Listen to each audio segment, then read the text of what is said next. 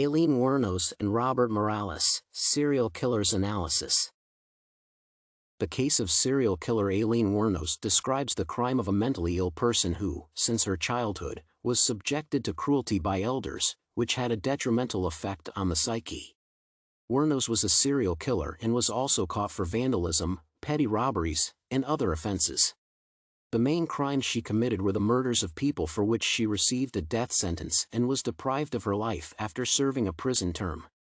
She managed to escape the death penalty several times, but Wuornos received a lethal injection for her crimes.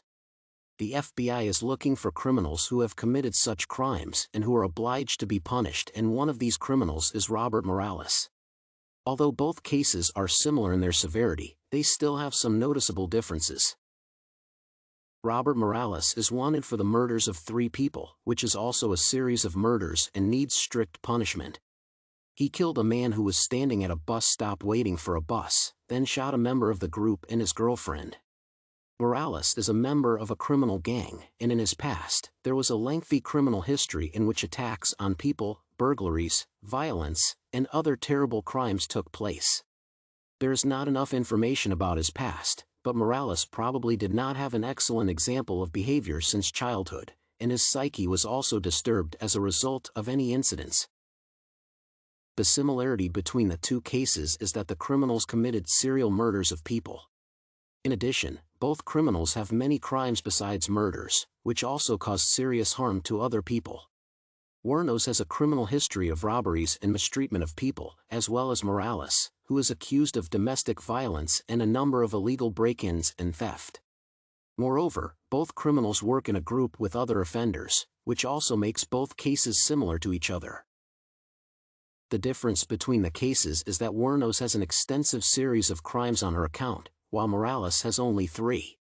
Furthermore, the difference between the criminals is that Wuornos chose prostitution as her main activity, while Morales was engaged in drug distribution. Wuornos was looking for accomplices to work with as a couple, and Morales had a big group of criminals like him. Despite these differences, both criminals took people's lives, and therefore, they should be held accountable and punished.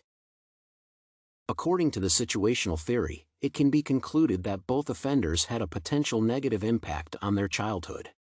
Being a little, Wuornos was abused and never found out what a real family and care can be.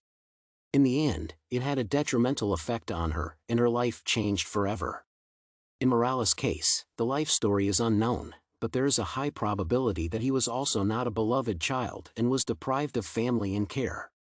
That is, the basis of the criminal behavior of both people is psychological deviations. In conclusion, the cases of Aileen Wuornos and Robert Morales show a series of murders, as well as other crimes that have had negative consequences for people. The similarity of the cases lies in the fact that both criminals took the life of more than one person and robbed and violated the law. The difference is that Wuornos killed significantly more people than Morales and engaged in prostitution, unlike Morales, who was involved in drug distribution.